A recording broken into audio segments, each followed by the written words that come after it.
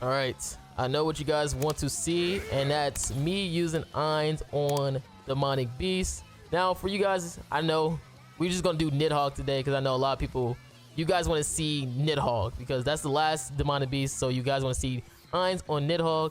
Now, the thing about AINZ is that his passive does work on all PvE activities right now. The only part of his passive, which you can see it says PvP, is that the death one, where pretty much if you get like 4 stacks and then AINZ single target, it does 100% death. That is PvP only, okay? So keep that in mind. So we're gonna be using them in PvP. This is gonna be our gear that we're gonna be using: attack, defense, HP defense, and stuff like that. So hopefully you guys enjoy. This is an artifact, and let's see what we can do, man. Again, comment down below what character are you going to summon for? Are you going to summon for AINZ, Albedo, Shoutier? Comment down below. All right, so we are going to be using AINZ on the Nidhogg. Now, the crazy thing about AINZ is that I thought his entire passive was pretty much for PvP, but if you actually take a look of his passive, it actually works on everywhere. The only passive that does not work on PvE is going to be the death pronunciation, if I'm not mistaken. That's where pretty much is like 100% death, which obviously makes sense. You don't want to be, I don't think Netmarble wants you to be able to pretty much one-shot the boss, okay, any boss in the game pretty much. So it makes sense that that is the only PvP restriction passive of his passive. So keep that in mind. But yeah, it's gonna be pretty cool because again, for every unknown ally, he gets like 10% base stats. So right now I'm using 3, which means I'm getting 30% base stats for him, which is going to be really, really good for us. And he also has that that single target that pretty much does damage based on the death marks. And then you also, if you have higher dupes, you're going to get a better pass with the death marks because it's like it gives you like decreased damage taken for each one. So depending on your dupe level will pretty much decide the multiplier. Like at 6/6, that's when it's at 7%, and I think 1 out of 6 is at like 2. So yeah, it's not as good when you have lower dupes on AINZ. So yeah, keep that in mind. I think this team is actually really fire because again, I'm using Freya and then also Freyr, because Freyr is also giving me like basic stats as well because of his Holy Relic. Again, yeah, I'm using Holy Relic with Freyr. Freya also has her Holy Relic, but it's all about the new LR Elizabeth. She has been actually really, really good for most of the demonic beasts as of right now, just because you can use her with pretty much anything. I think last time I used LR Elizabeth with like Hail, which Hail passive only works like on the flower stage. And I still defeated Nidhogg. So it just lets you know that pretty much if you have LR Elizabeth, she makes Nidhogg look like a joke. Now, I feel like for most players, what you should do is probably put like Red Tarmy Link on Freya, just because from my runs, I've been noticing that Freya gets targeted a lot more, and that's because AINZ gets that 30% base stat boost. So she's technically the lowest HP character, but she's rocking attack. So again, depending on what characters are rocking attack on the HP thing, is going to really decide on who's going to get targeted. Because I'm using HP defense on Freyr, and then I'm using attack crit on Freya. So I'm assuming depending on which one those two characters are the lowest HP character, it's going to really decide on who's going to get targeted more often. But I think usually Freya is more fragile than Freyr from what I've noticed. Like, she's just more of a glass cannon. I don't know if just because her defense play stats are a little bit lower than Freyr or whatnot, but I don't know. She just feels so fragile compared to him sometimes. But it also could be because I'm using like crit damage, like attack crit damage on Freya, and then HP defense on Freyr. Because again, Freyr is just there for his Holy Relic and stance removal and ultimate. That death damage ultimate is going to allow you to clear Nidhogg a lot faster. That's why I really enjoy using death damage character like Freyr. Just because like my runs become a lot faster. obviously you can use whatever you're used to. Like I know a lot of people probably use like that cracked goddess team, where you have like 30 Nidhogg boosted basic stats characters, being like Freya, Summer Margaret, Mael or something, and that team just be stupid broken, bro. That's swear. And, yeah, and LR Elizabeth too. Cause when I used that team last time, I was having like a 100k attack on freaking Freya and stuff like that. So yeah, that team is cracked. But again, this is just a team if you want to try out. Again, it's kind of nice that AINZ does stack his great buffs on all of the characters instead of being restrictive. Because I think with Esterosa, I don't think it stacks. If I'm not mistaken, I don't think Esterosa Darkness stacks on any of the bosses. I guess because Esterosa is a lot better than AINZ technically, just because it gives you stats. I might be mistaken. I might be mistaken or something, or it might just be that it refreshes and stuff like that. Because AINZ doesn't do that where it refreshes. It stays there forever. Like if you stack those 4, it stays there forever. Unlike what Esterosa does, which is like if you use the 4 stacks, then it resets. I think that's what it is. Why no one really uses Esterosa, because it resets. But you can see AINZ does really good damage. Because again, he is getting a lot of base stats. And I'm using HP set on AINZ right now. Obviously, if you have like attack set on AINZ, it'd probably hit a lot harder. But I feel like with LR Elizabeth, I'm probably going to make up a lot of the attack regardless. Especially because mine's is 6'6". Which the attack related stats do stack. Not stack, but scale. If you have 6'6" on LR Elizabeth for attack boost. Because I remember back then, a lot of people had so many questions. It was like, yo, does LR Elizabeth Ultimates give you 30% regardless if you're 1 out of 6? And the answer is pretty much no. 6'6" is the only way you get that 30% attack related stat boost, which I know it kind of sucks because she doesn't really appear on any banners like that. But I mean, that's how it be sometimes.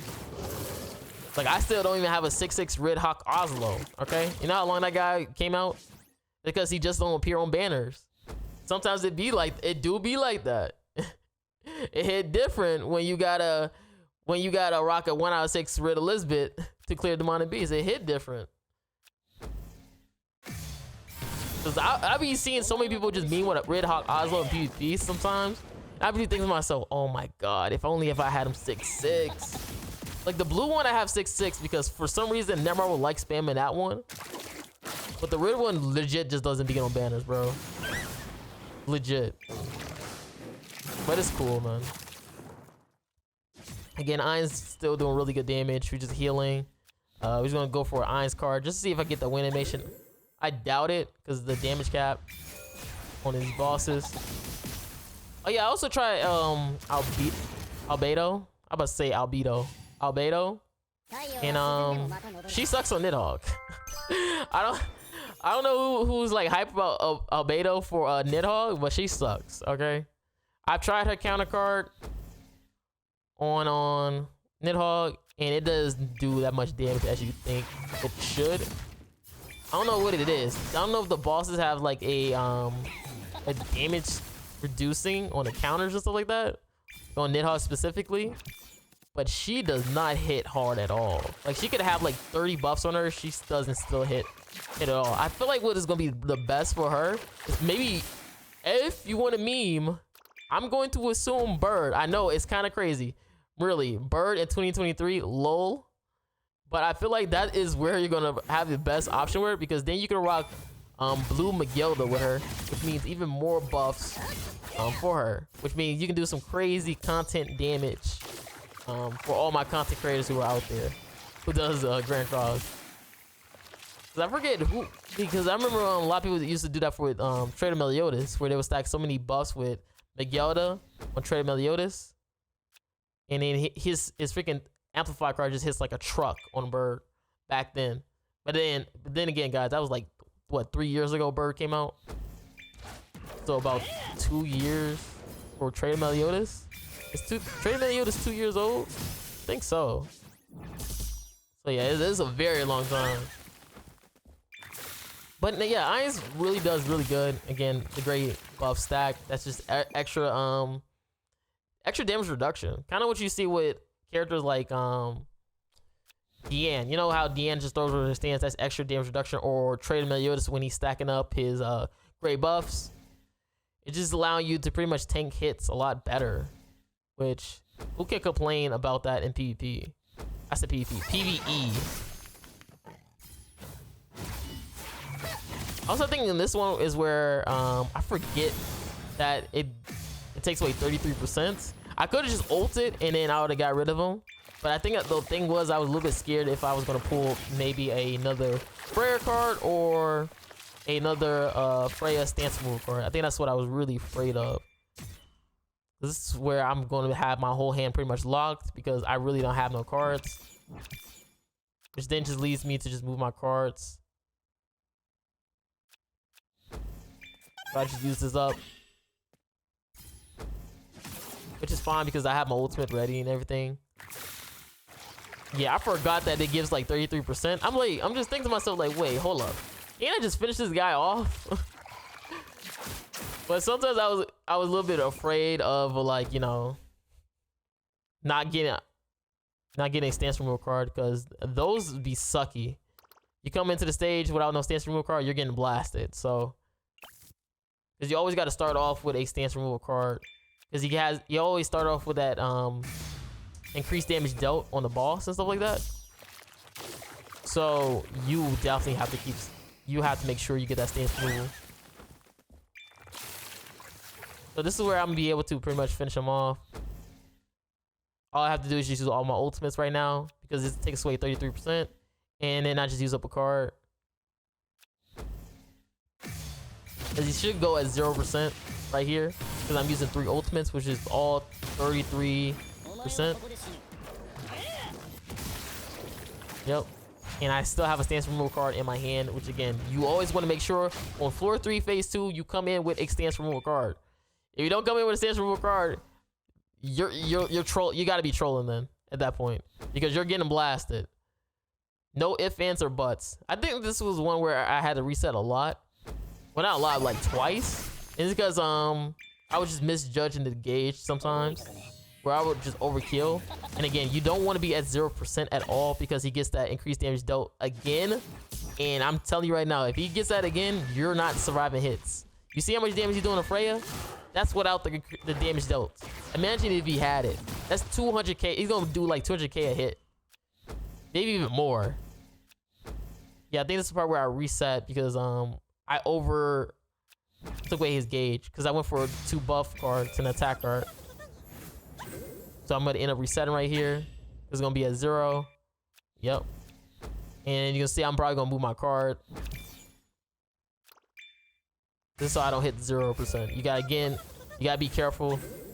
Sometimes I just be going in and just spamming cards and I don't even pay attention to the gauge or anything like that.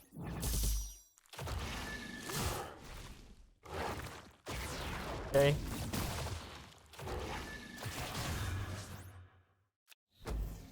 Just going for another stance removal. And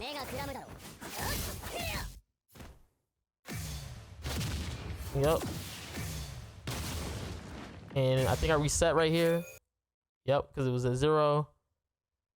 So I think I just didn't use AINZ ultimate right here. I do stance removal, but I just don't use AINZ ultimate.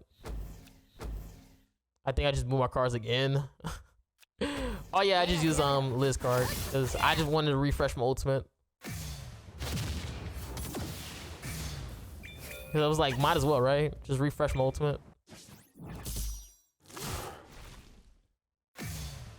And he snatches you, which could do a lot of damage. See, look, watch this.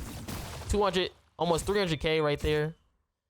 I'm telling you, man, that boss hits like a truck, man. You don't want that 0% at all. You don't want that 0% unless you're ready to finish him off, which I am about to do right now. As you can see, and he's gone. And now we're on the final one. Now this one doesn't have damage cap at all.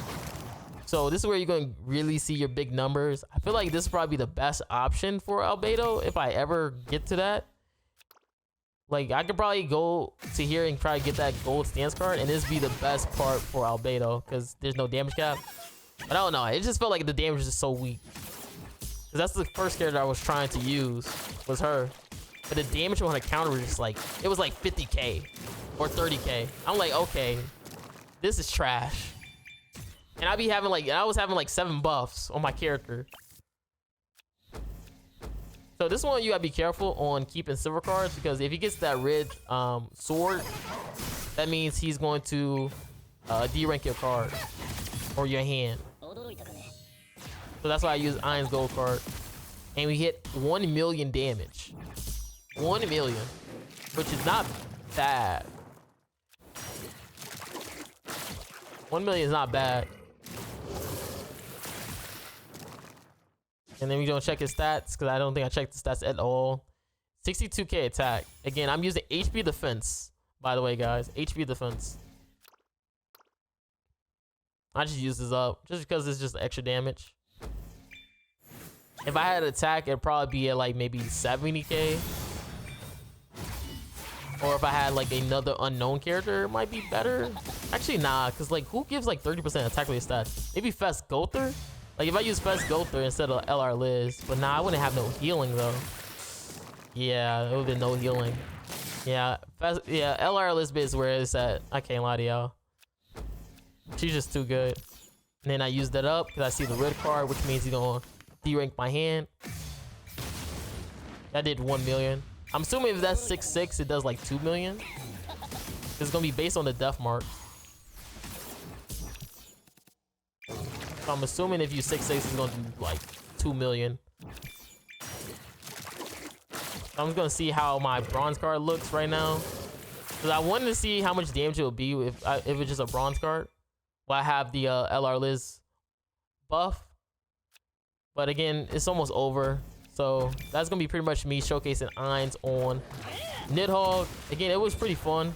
Obviously, is he the best character on NIDHOGG? No, but he's usable. So hope you guys enjoy. I'm out. Peace.